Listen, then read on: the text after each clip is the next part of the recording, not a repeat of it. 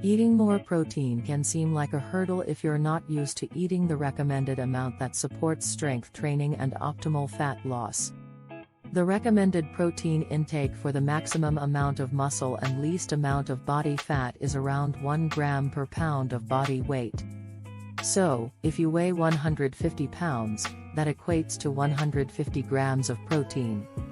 If you're not aware of how much protein you need, we've already got you covered on daily recommendations and requirements with this article.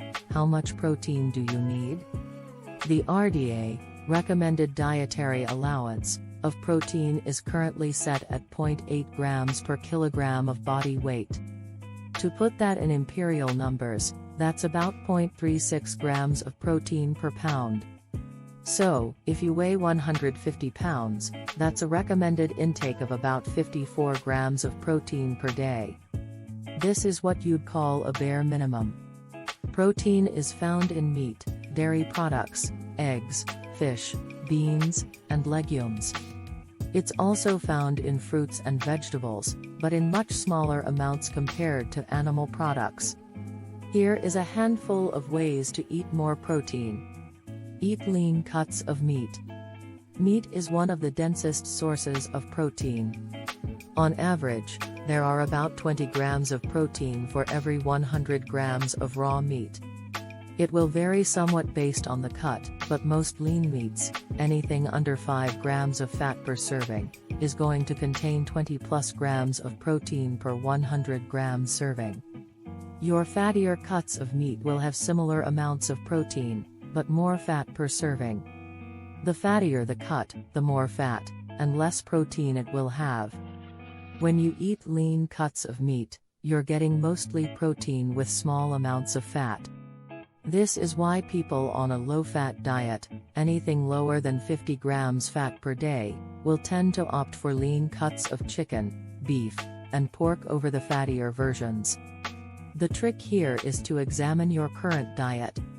If you normally eat fatty cuts of beef, pork, chicken, or fish, you could easily substitute them for the lean versions. Eat more low-fat dairy products. Dairy, in general, has some of the highest quality protein. For example, a glass of whole milk has 8 grams of fat per 8-ounce serving. It also has 8 grams of protein and 11 grams of carbohydrate. Low-fat or skim milk can help you get more protein while keeping your total fat intake in check. An even better option than milk is 2% cottage cheese or non-fat Greek yogurt due to the total protein content per serving. Both of these options are packed with protein and little to no fat. If I want my Greek yogurt to be sweet, I'll mix it with some pineapple or strawberries in a bowl. Use protein powders, in moderation. Protein powders should never be a staple in the diet. They're called supplements for a reason, and that's to supplement your current diet. Gelatin powder is not really talked about much in the fitness and bodybuilding space because it's been long accepted that collagen was an incomplete protein and subpar for repairing and rebuilding muscle tissue. However, in light of the big picture, collagen protein, which comes from the connective tissue of animals, is high in glycine, which is an amino acid many are missing from their diet. This is because many people have moved away from eating nose to tail and are mostly consuming only muscle meats, which are very low in glycine.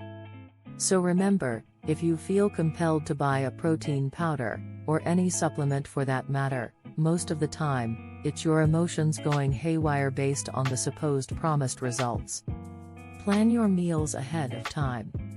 If you plan out your meals, you have a far greater chance of getting enough protein throughout the day because you'll have a good idea of what you need to eat and when.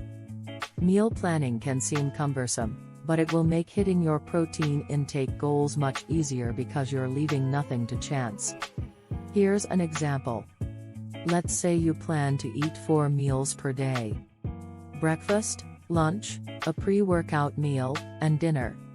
If you're trying to consume 150 grams of protein per day, you would divide that intake by 4.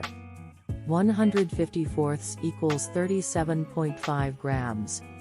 So each meal would ideally contain 30 to 40 grams of protein in order to hit your daily target intake.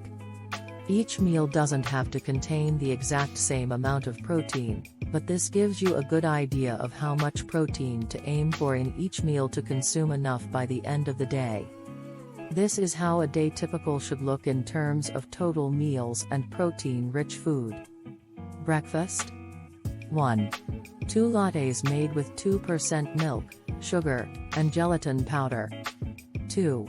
Smoothie made with 2% cottage cheese, kefir, orange juice. Lunch. 1. 2 eggs scrambled with ham chunks, jalapenos, tomatoes, and 2% cheese. 2. 1 cup of Greek yogurt. 3. 1 cup of grape juice. 4. Half a honeydew melon. Pre-workout. 1. 1 cup skim milk. 2. 1 cup of orange juice.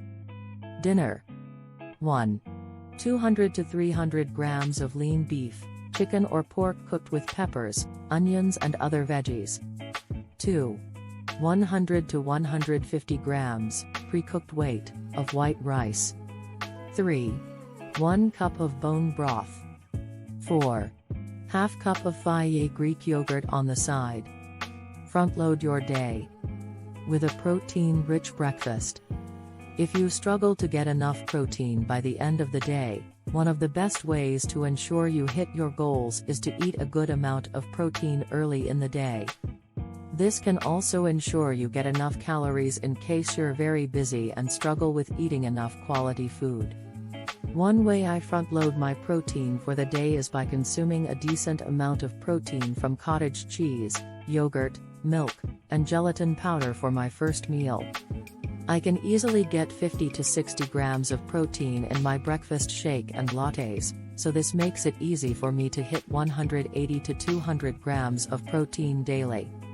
But what if you want to increase protein without a huge increase in carbs, fat, and total calories?